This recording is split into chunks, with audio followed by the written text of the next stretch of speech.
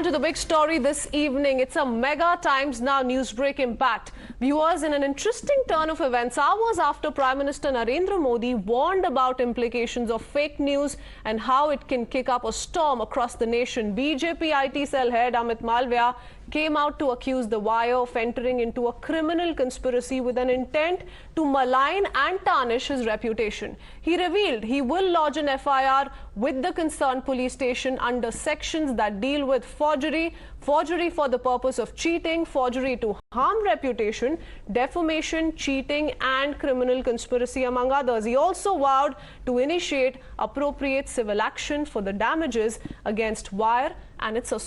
Listen in to this explosive charge. First up, I am left with no option other than to seek appropriate legal remedies against The Wire and its management and reporters.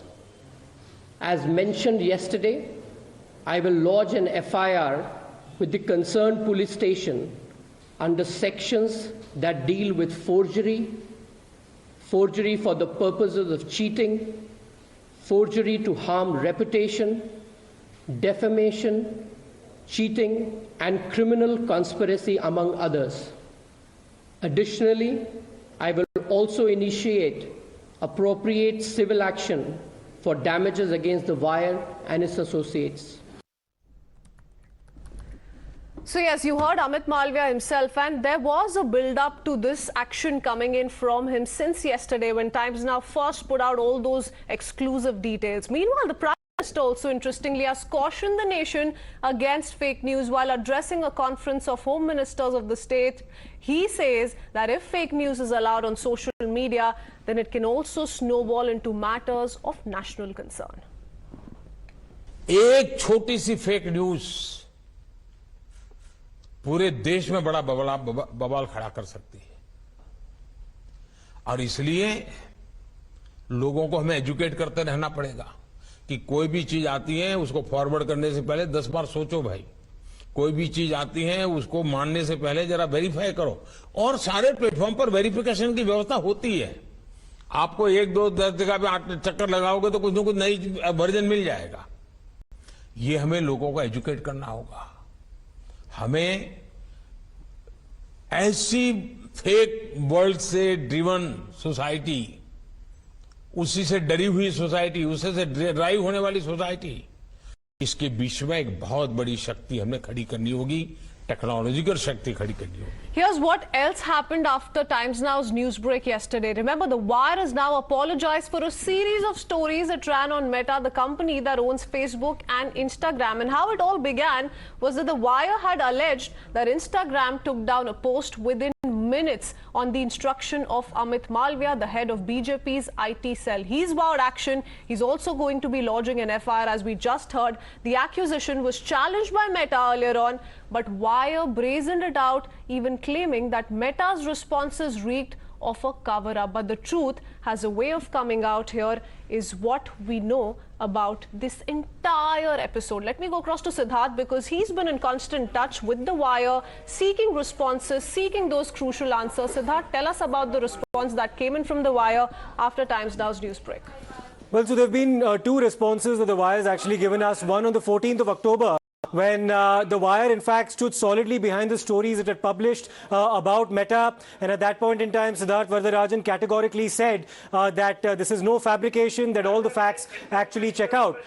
But on the 27th of October, which is yesterday, shortly after it had issued an apology on its website, we got in touch directly with Mr. Varadarajan, and his tone and tenor had changed because this was, of course, in the aftermath of the apology. And he said we are still contemplating a response to the step that has been initiated by Mr. Malviya to take legal action against us. And late last night, Kritzween, The Wire actually issued another statement where it claimed it had been at the receiving end of a fraud as well as a deception. And we'll actually deconstruct that response and convey to our viewers as to why even that response actually ends up prompting us to ask more questions than taking the answer that has been given by Wire at face value. So what does The Wire actually say in that statement issued late last night? First and foremost, said, journalists rely on sources for stories and do their best to verify material they receive. Technological evidence is more complicated and the usual due diligence may not always reveal the fraud perpetrated upon a publication. So they're claiming they're victims in this case of a fraud perpetrated on them. This is what happened to us. Now, why doesn't this really check out and why it doesn't cut the ice, why it perhaps requires a more convincing explanation? Can the Wire actually claim to have done any serious due diligence in this case, Kritzween, if fabricated videos and fake emails were actually passed off as fact and then defended as authentic by the Wire itself when the first questions cropped up about the genuineness of the articles it had put out? That's the first question.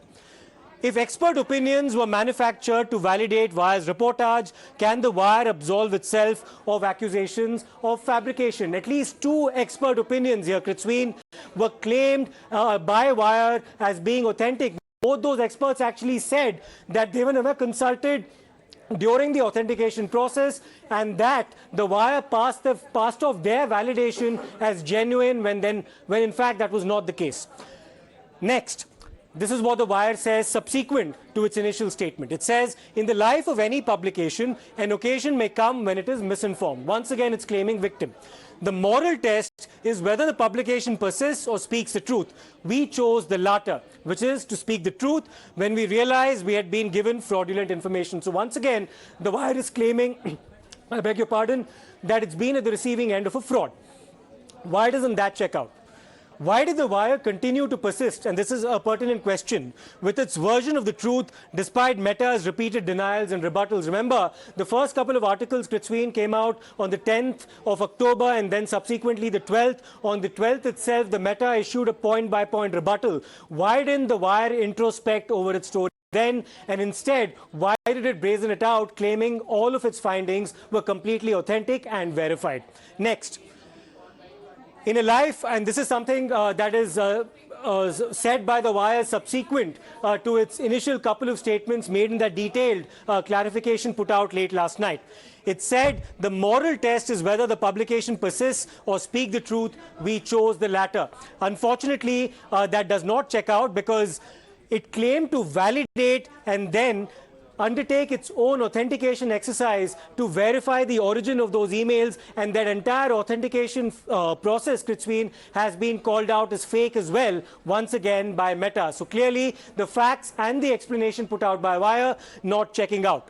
So, and then we come to another question as to why this authentication exercise raises more questions than answers, because one of the videos that the Wire had actually put out, Kritzween, showing source in Meta infiltrating the Instagram internal server to pull out the report that allegedly showed Amit Malviya showing disproportionate influence. That entire video was once again called out as fake. So several layers of the authentication process also not checking out. Finally, this is the smoking gun.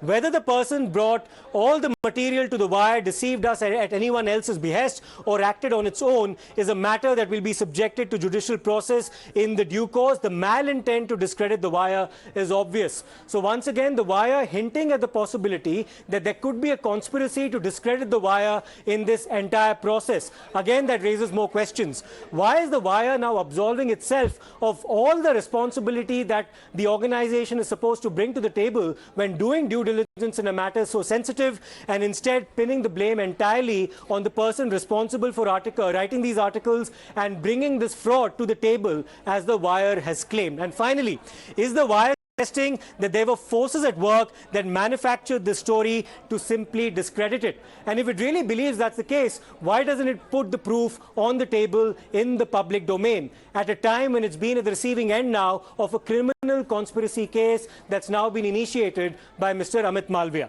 And next, does the Wire have any proof to back this insinuation? That's exactly what it is at this point in time. It's simply speculation and insinuation on the part of the Wire that could possibly be at the receiving end of a fabricating so that's such a justification coming in from the Wire. The statement that you just read out from yesterday, is that quite adding up is the question.